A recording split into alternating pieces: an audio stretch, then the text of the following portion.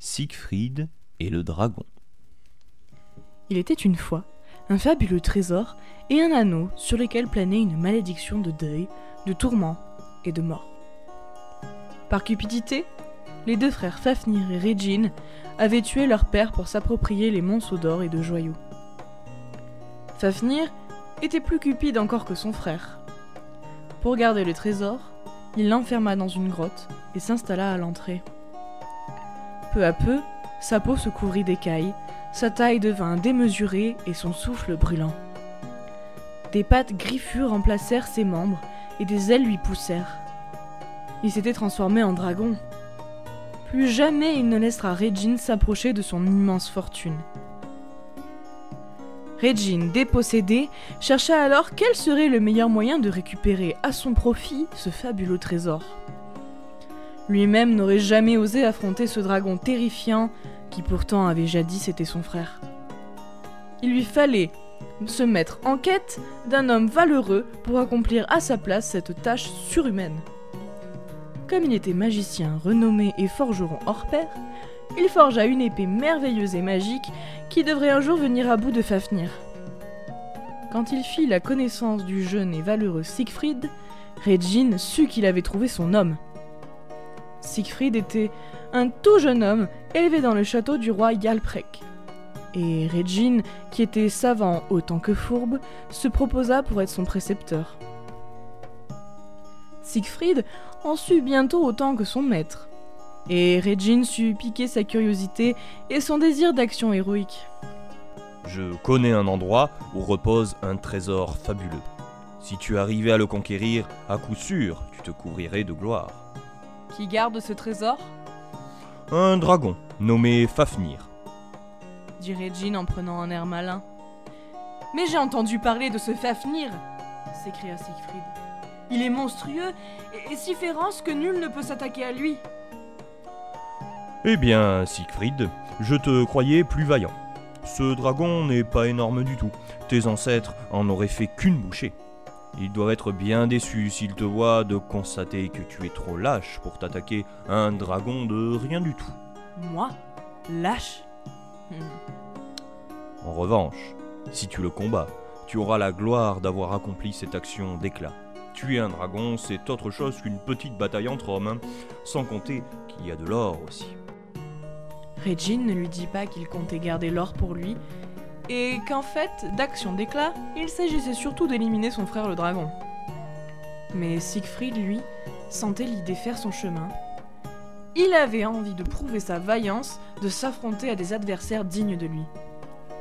Finalement, la proposition de Reginn semblait lui convenir à merveille. « Mène-moi à ce dragon !» fit-il avec enthousiasme.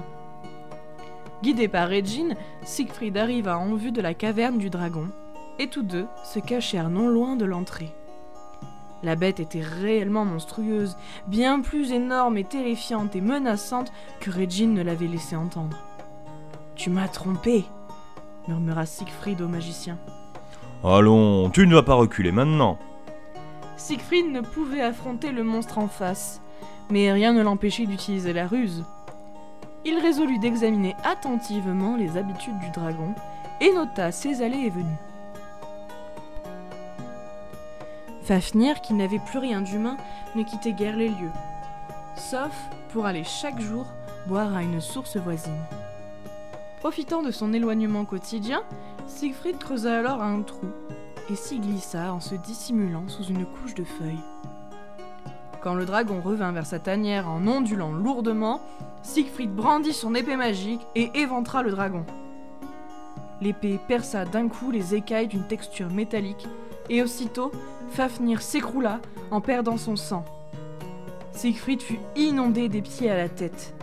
Mais un pétale de fleur s'était collé dans son dos, juste entre les omoplates, et à cet endroit, le sang ne le toucha pas.